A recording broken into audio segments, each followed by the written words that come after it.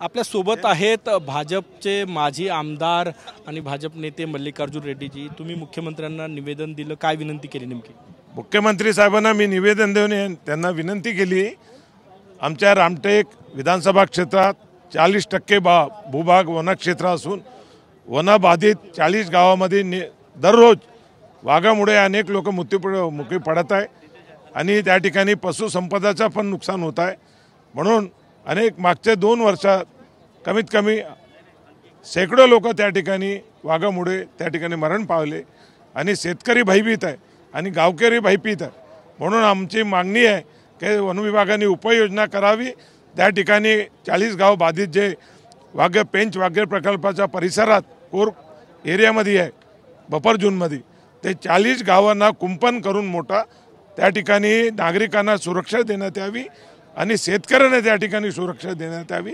याकरता मी निवेदन देण्याकरता भंडाराला माननीय मुख्यमंत्री साहेबांना भेट घेतली। ओएसिस फर्टिलिटीच्या तज्ञांनी IVF उपचार पद्धतीद्वारे 1 लाखांहून अधिक जोडप्यांना मातृत्व प्राप्तीचा आनंद दिला आहे। मोफत अपॉइंटमेंट बुक करण्यासाठी आजच संपर्क साधा। ही चर्चा आहे की तुम्ही विधानसभा निवडणुकीची तयारी करताय म्हणून महायुतीच्या वरिष्ठ नेत्यांची भेट घेत आहे, याच पार्श्वभूमीवर मुख्यमंत्र्यांची तुमची भेट झाली। रामटेकला मुख्यमंत्री साहेब आले होते, लोकसभेच्या निवडणुकामध्ये भेट घेतली। मी नेहमी मोठे नेत्यांच्या निवेदन देत राहतो, विनंती करत राहतो लोकांसाठी।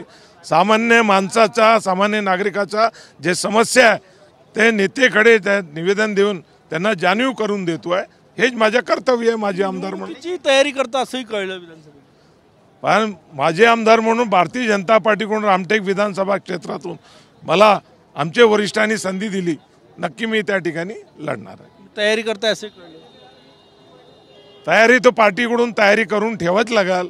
वेळेवर का निर्णय होतात काही सांगता येत नाही। 2014 मध्ये आम्ही तयारी करून ठेवली होती म्हणून भारतीय जनता पार्टी रामटेकमधून विजय झाल्या विधानसभा।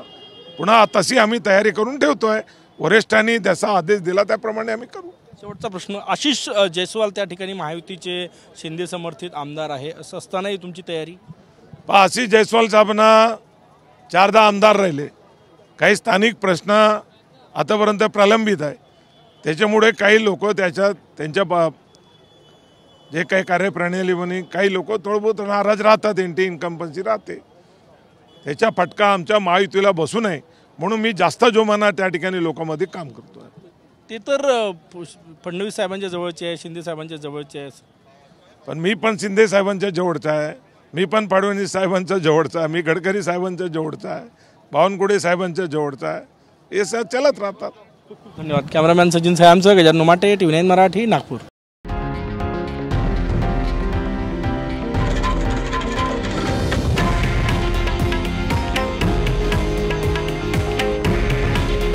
हे आहे देशातील नंबर 1 न्यूज नेटवर्क आणि आपण पाहत आहात TV9 मराठी। काळजी तुमची, हित महाराष्ट्राचं।